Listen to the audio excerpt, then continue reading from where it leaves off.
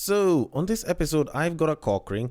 I explain why it is that niggas will fuck women they don't like, and at some point the main topic will involve me trying to challenge an urban saying, and possibly even changing it. So we should probably start, Get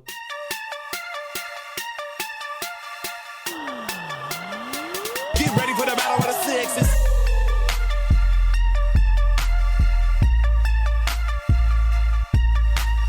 Welcome to Breakdown on West Side, your number one breakdown podcast, coming to you from Nairobi, Kenya. The man on the mic is a man who still uses running his mouth as a form of cardio. He's a man whose sickness for the thickness prevents him from skinny dipping. It is none other than your tall, dark, and mildly handsome man, Sir Denver B. The show is Battle of the Sexes, our weekly love, sex, and relationships show where I get to talk about stuff that relates to, love, sex, and relationships. At some point, I try to pit the men against the women. At some point, people might disagree, but I usually like to come up with a very nice conclusion. And if you agree with that conclusion, if you don't agree with that conclusion, then you are free to challenge the ideas further via IG. At Breakdown on West Side is a handle to hit me up at. Slide in the DMs there. If you are on Facebook and if you use Facebook, then the place to slide into is at Breakdown on West Side, the Facebook page. And if you're on Twitter and you'd like to slide into my personal DMs, then it is at Bagaka the D. And if our debating on the DMs actually does bear some fruit, then I'd be more than happy to do an episode on what it is that we've discussed.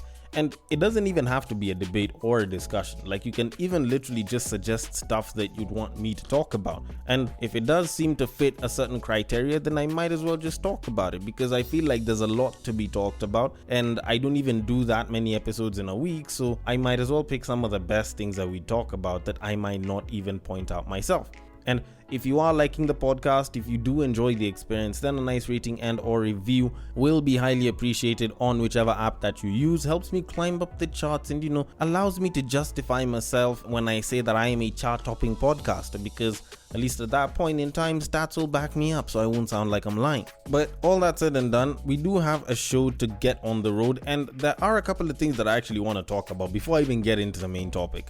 Now, first one is, I don't know if some of y'all realized, I think this is mostly a babes thing, but apparently sometime last week, Frank Ocean dropped a nude. Now, this is particularly common, because especially if you look through the past couple of months, hell, over the past, I guess, year or so, I feel like there's way more celebrity nudes that have gone out into the internet. Some of them that have been called leaks, others have been, mistakes by the artists themselves, but sometimes the artists have done it intentionally and it's all come with some sort of a mixed result. Now, unlike the other artists who sort of did it for attention, in his case, it didn't really seem like it was supposed to be an attention-seeking thing. Or at least his dick wasn't meant to be the attention grabber. The true attention grabber there was actually his cock ring. Yeah, Frank Ocean actually decided to go out into the internet, and instead of releasing a bunch of new music or merch or like a shoe deal or some shit, he decided to release a cock ring. Now, the story reads, and I quote, Frank was recently trending after his luxury brand Homer released a new collection of accessories featuring pendants, earrings, keychains, and the XXL H-bone ring, which is a diamond-encrusted 18-karat gold cock ring. Now, while the keychains range from $310, the XXL H-bone ring, which also features 60 quote-unquote lab-grown princess-cut diamonds, is priced at a whopping $25,570. And to make things more controversial, Frank showed off the new XXL H-bone ring with a hairy nude. End quote.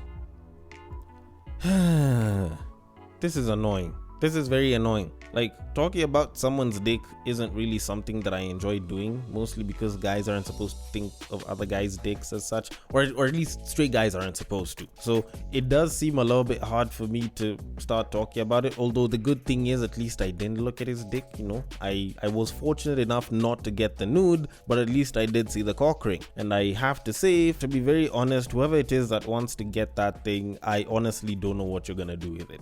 Like, personally, I've never really understood cock rings. Kind of the same way I've never really understood strip clubs. Although, with strip clubs, at least I can sort of find a basis around where, like, the allure and the justification for wanting to go there comes from. But with a cock ring, it just doesn't make sense.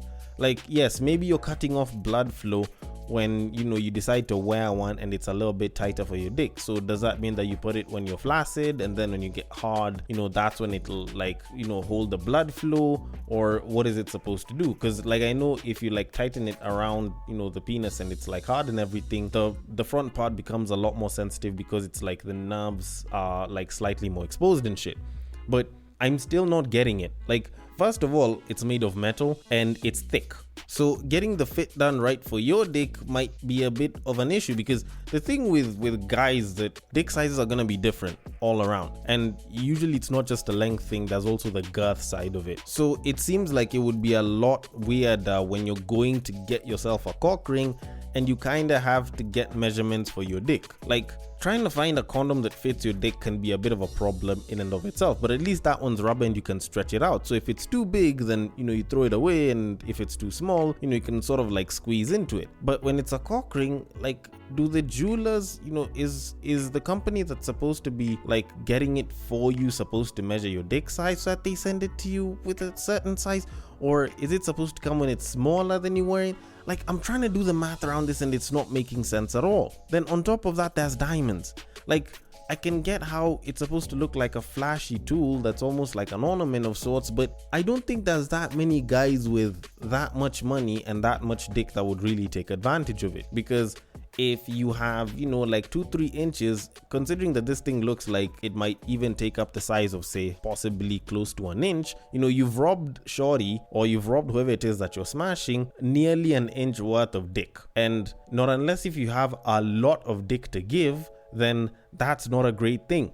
She might be giving you head, and that can work as a stopper, but when you're shagging her, especially with the way shorty's pussies tend to be very sensitive, probably gold might not be the best thing to introduce to the vagina. So in all essence, not unless if someone is getting this as a collectible because they like Frank Ocean, I honestly do not see where it is that people might actually want to spend that much money on something that's this superficial and, in my opinion, completely pointless. But then again, it's my opinion, and this guy is bisexual. Maybe gay dudes actually have something that they'd like with a cock ring. I don't know. Probably they can tell me. Hit me up in the DMs and shit so that we can discuss this one. Now, besides that, there was something else that I did want us to talk about. Now, there was a clip that I saw online, and for some reason, when I was looking at the comments, a lot of the babes were kind of surprised about it. And it was from the Girls Stop Playing podcast, and it had this man called Stefan Speaks. I think most babes probably know him from IG. He's like a dating coach and shit, and he was being asked about the idea of men banging babes that they're not attracted to. Now, his sentiments are particularly normal for me, but I'm sure there's a lot of people that might find it a little bit weird. So let me just play it, then we can talk about it. So here it is. Do men have sex with women they don't like? Hell yeah. Look into that camera. Look into that camera and say yeah. Why? Why, Stefan? Oh my why? God. But not only do men, now again, not all men, but not only do men have sex with women they don't like, there are tons of men who have sex with women they're not even attracted to. So again, this is the men are from Mars, women are from Venus thing, because speaking for the majority of women, I can't even fathom a man on top of me that I don't like, I'm not interested in, I'm not attracted to. Like that, why would I do that? You all are totally... Well, so their heads are exploding right now, Stefan. Their heads are exploding. So now, again, I'm one of those guys where I cannot sleep with someone I'm not attracted to. I'm very visual. I need that stimulation. Thank if that's God, you not got some there, standards. Okay. you know, I can't do it. But I know dudes that have none. As long as you got legs and something in between, it's a wrap. Okay. And they will have sex out of the mere convenience of it in that moment. Yeah. Yes. Yeah. Because again, it is simply a pleasurable physical experience. Alright, I kind of like how he said, for the convenience of it, because it's a simple, pleasurable experience.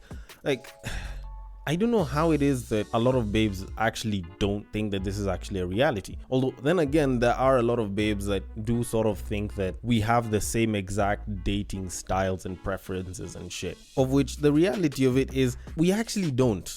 Like, for us guys, because we look at sex as both challenge and reward, we have a different approach to it as opposed to the babes, because women hold the keys to sex. That's one fundamental fact I think I've spoken about too many times on this podcast. And because women do hold the keys to sex, it's not gonna be sex, not unless if she opens her legs. Like, if she don't open her legs, then we're not fucking. Now, when you kind of look at how guys look at sex, it's like, because we wish to have it but we're not able to get it as much, any chance we get, we will end up taking that chance and going to bang the shorty, because it's an opportunity to bang the shorty. It's not even a convenience thing.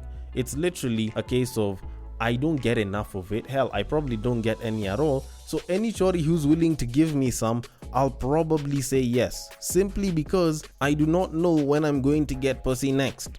It's simple as that. I don't know when I'm going to get pussy as a guy, because a shorty can pretty much get up in the morning and, hypothetically speaking, of which weirdly enough such a study has been done, she can literally walk out of her house and literally ask like every single guy within, say, a 100-meter radius whether they want to fuck her, and there's an 80 to 90% chance that the guys are gonna say yes, not because they find her attractive, but simply because they have a chance to shag a babe. Like, they might have been wanting that babe, they might not have given a fuck about that babe, but they'll probably say yes. So if there's a massive percentage of guys that are gonna say yes to a bunch of random pussy, don't you think that a clean majority of those guys probably weren't even interested in that babe, probably weren't even attracted to that babe, but simply decided, because this is our free opportunity to get some ass without having to do too much work for it, I'll just take it. Like, it's almost common sense for a lot of us guys, but I guess maybe telling this to the babes might make sense. But if y'all want me to talk about this extensively, y'all know what to do. Hit me up on the DMs. If you're in Castbox, you can drop it in the comments there, and I'd be more than glad to talk about this entire thing. But all that aside, we need to move it on to our main topic of today. Now, I'm gonna kick things off by giving y'all two sayings. One is more of an urban saying that's almost like a proverb, and the second one is quite literally a proverb in and of itself. Now, the first saying is, nice guys finish last. But the second saying is, he who laughs last laughs best. Now, those two sayings almost sound contradictory to each other, but they're pretty useful. I want you to hold on to them, and I will definitely get back to them somewhere towards the end. Now, while I was on IG over the past week, there was a very interesting reel that I came across, and it was from tonight's Conversation Cards, which happens to be a podcast that usually throws around a couple of dating and couple questions and shit, and the people that are on the pod usually tend to answer them. Now, the question that I ended up running into was a particularly interesting one, which is about guys and finishing last, which kind of relates to that first saying that was there. So I'm gonna play it for you. Then we're gonna discuss a couple of the things that the guys were saying over there, because I found what they said about the entire thing to be particularly interesting. So here it is. True or false? Good guys finish last. I hope so. So you okay with finishing last? As long as I finish. Come on now. In so many different ways, a man is already supposed to be able to finish last. I'm going to make sure my family eats. I'm going to make sure they're provided for. If my lady wants rounds, I'm going to make sure I hold out to give her rounds. So we're already in a position of subservice, right? It ain't necessarily about being someone's first. And I think sometimes we get really insecure about, I'm not the first person you fell in love with. I'm not the first person, this first. But when you're the last, that means the rest of it. And sometimes we look at what happened previous to us and we let it mess up our minds. But it's like, yo, I want to be the last person you say I love you to in a romantic way. I want to be the last person you say I do to. I wrote that in a poem. I want you to be. Thank you. All right, very interesting take. The only thing is, I disagree with about two main things from this entire clip that was shared here. Now, the first part is the whole good guys finish last, which if I was, I'd have said false, because I don't think good guys finish last. Actually, if I'm not wrong, good guys finish first. If I'm not wrong. Like this one, I'm very welcome to being debated. Like genuine good guys who are like good in character, good in values, good in like blah, blah, blah. Like a lot of those guys tend to finish first. And the reason why I'm saying that they actually do finish first is because a lot of them will end up settling down fairly early. They'll get one girlfriend and they'll, settle with them. And they're pretty much good boyfriends. Like those guys will pretty much get into one relationship and stick in that one relationship for a long time. Not because, they are the best or their girlfriends don't want to leave. It's just that there's no real reason for them to leave because these guys are genuinely good. It's not like they've done anything bad to them. It's just that they've pretty much been good and they haven't done them any wrong the entire time. So it becomes very hard for a babe to automatically leave because there's a richer, better looking guy that could possibly offer them better, because what justification are you going to give, to leave this guy that's been treating you all well, that's been all sweet with you, that's pretty much been a good boyfriend the entire time and possibly even listens to you? So like, even for my age, a lot of the guys that I was in high school with, a lot of guys that I was in uni with that are genuine good guys, like, they've either been in super long-term relationships with their girlfriends, they've gotten engaged, or they're even married, like straight up. And you would think that guys in my current age and generation wouldn't be getting married until like 30, or we wouldn't think about it until we're like 30, but these guys got married pretty early, and I totally salute them and shit. So if anything, they were the first amongst us guys to actually get married in terms of our age group. And unlike most of us, they weren't chasing around bad bitches or babes that they'd simply just want to fuck. They pretty much just went straight, followed the straight line, and just went for the long haul and shit. So I wouldn't really say that it's a good guy thing, but it's more of nice guys finish last, of which that's the phrase that I'm actually gonna go with, because that is the way the saying is said, and there's a particular reason why we say nice guys finish last and not good guys finish last. The reason why we go with nice guys finish last is because, like, those are guys that'll generally be nice to the particular babe, or to babes in general, and they expect something, or at least they believe that them being nice will actually get them the babe, which doesn't usually work out all that great, and that's actually why they end up finishing last. Now, the second thing that I disagree with in this entire thing is actually how these guys have sort of played it off, because the way they've made it seem with the whole nice guys finish last isn't actually how the saying is meant to be used.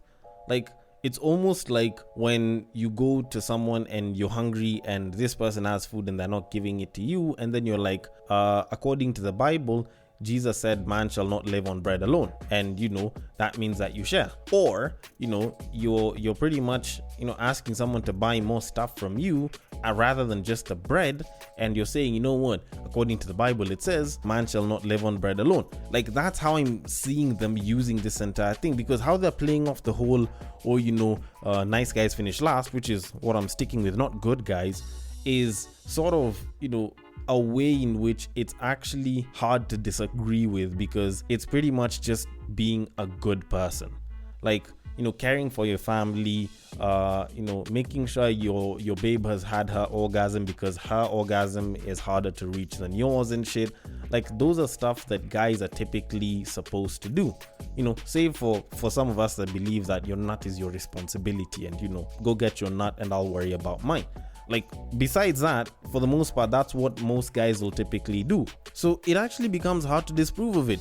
Yet the saying itself relates to something completely different. Like, it relates to the guy that is pretty much doing all the nice things for this shorty, expecting that he will get a chance, actually being the last in terms of the number of guys to receive whatever it is that he wanted, whether it's a relationship, whether it's sex, from that particular babe, of which they completely ignored all of that, except for the one guy that was talking about the whole firsts thing, which I thought seemed a bit more like bullshit, because I've never really seen a guy talking about how he wants to be the first guy to break her virginity and shit, like, or he wants to be the first guy to fuck.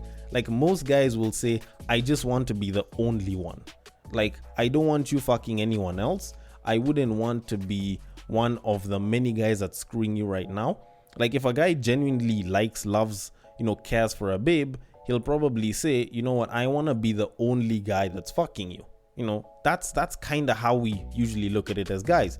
Although maybe there are some people, and yes, maybe those are the ones that focus too much on being the first. But for most guys, I'd say we focus on being the only, not really the first. But back to the whole nice guy thing. Like, I've never really been one person that agrees with it, because it's not usually a very good thing to do. Like, it's something that you realize over time actually sort of works against you, because when you're this really nice guy that does A to Z for a certain shorty and you really want to be with her, for some reason, like, at least for the babes my age and younger, like, from the experiences that I've had and from the experiences of my own peers, like, you go and you treat a babe nice like this and all, and they'll always appreciate that shit, but for some reason they're always gonna end up being fucked by the toxic bad boy and the fuck boys and shit. Now, don't get me wrong, I'm not telling you to be one of them. I'm not telling you to be a bad boy. I'm not telling you to try and act like a fuck boy.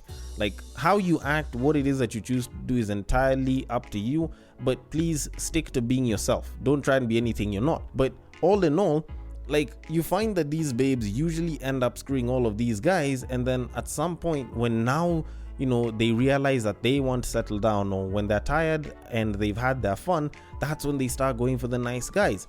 Which is something that I actually haven't really liked all that much, because if you said that I'd be a great boyfriend, you know, I'd make a great boyfriend, I'd make a great husband, I'd make a great partner, you know, why am I not your choice right now? You know, if you're not making that choice right now, is it that you're from a bad breakup, of which, you know, after you've gone through your traumatic season and you've healed and shit, how comes you don't choose me? Because let's be honest, after she's gone through that season, she's probably gonna end up with another douchebag, or she'll probably decide, oh, you know, I want to go into a whole phase and shit, of which at the end of the day, how is it that you say that I'd make a great partner, and yet when it comes time to date, you're busy giving a chance to a couple of other douchebags? Like, you know this guy is a douchebag, you know he's toxic, you know he's probably a bad boy, you know he might be a fuckboy, you know he's bad news, but you're still giving him a chance, and you're still putting me on the sidelines. Because why? Like, it doesn't make sense to me. Why the fuck am I being kept up until when you've been fucked by all of these toxic niggas, when you've gone through all of this toxic shit? Now that's when you're like, you know what? I think now I want to settle down with you. Like, that shit doesn't make sense to me.